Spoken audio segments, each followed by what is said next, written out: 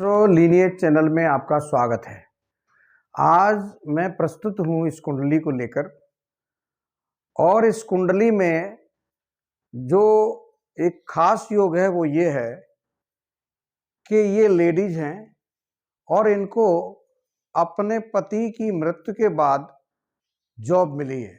जो इनके पति जॉब किया करते थे वह जॉब इनको पति की मृत्यु हो गई इसके बाद मिली है। तो इस तरह के जो योग होते हैं वो कुंडली में पहले से ही निर्धारित होते हैं या फिर अचानक ही कुछ होता है। इन चीज़ों पर हम चर्चा करेंगे। और एक इनका जो क्वेश्चन है वो ये भी है कि इनको डिप्रेशन रहता है, इनका मन खराब रहता है, मेडिकल पर इनका खर्चा भी बहुत होता है। तो यह इस तरह की भी योग कुंडली में क्या है, तो आइए नजर डालते हैं इस कुंडली पर। ये कुंडली वृश्चिक लग्न की कुंडली है और इसके स्वामी मंगल हैं जो कि धन भाव में धनु राशि में विराजमान है। मंगल अगर लग्न के स्वामी होकर धन भाव में आते हैं तो जायज सी बात है यहाँ अच्छा फल देंगे। कारण उसका यह भी है कि धनु राशि जो बृहस्पति की है, तो बृहस्पति इनके लाभ भाव में विराजमान है और वहां से ये पंचम घर अपने घर को भी देखेंगे। तो इस तरह से इनको ये बृहस्पति पद के द्वारा इनको धन को प्राप्ति करवाएंगे और मंगल जब वहां पर हैं तो इनको वो धन प्राप्त होगा। अब पहली चर्चा ये है कि इनको पति की जॉब क्यों मिली। तो आप सबसे पहले इनके पति का जो हाउस है उसको देखें। ये है 2 नंबर जो लिखे हैं, सप्तम हाउस। इसके जो स्वामी हैं वो है शुक्र, और कारक भी इस घर के शुक्र ही होते हैं, और वो इनके स्वयं के लाभ भाव में विराजमान है। अब इनको पति के द्वारा लाभ निश्चित हो जाता है, पति से इनको लाभ होगा, क्योंकि शुक्र कारक के साथ साथ आपके स्वामी भी है सप्तम हाउस के। अब ये कैसे सिद्ध होगा कि पति की नौकरी इनको मिल जाएगी, ये कहां से आएगा। इसके लिए हमको देखना होगा कि यहां पर केतु की दृष्टि का प्रभाव देखिए। केतु की दृष्टि सप्तम हाउस पर पड़ेगी और इनके शुक्र पर भी रहेगी, इसके अलावा गुरु पर भी रहेगी। तो इस तरह से आप देखेंगे कि केतु चंद्रमा के साथ विराजमान हैं और इनकी जो दृष्टि है वो शुक्र और गुरु पर होने से केतु का काम ही हटा देना है।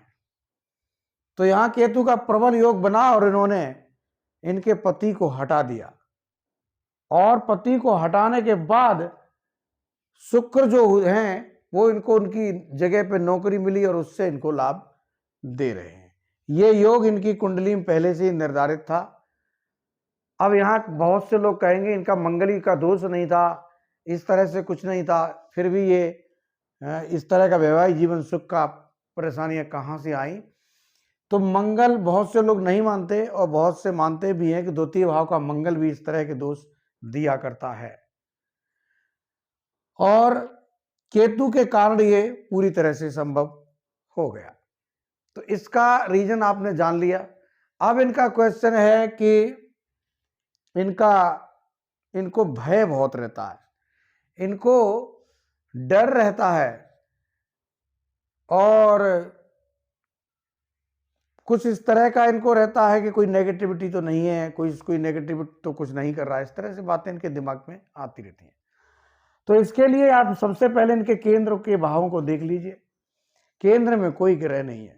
अगर केंद्र में कोई भी ग्रह ना हो तो ऐसे लोगों को असमंजस की प्रॉब्लम बहुत रहती है, और इसके अलावा थोड़ा सा डर लगा रहता है।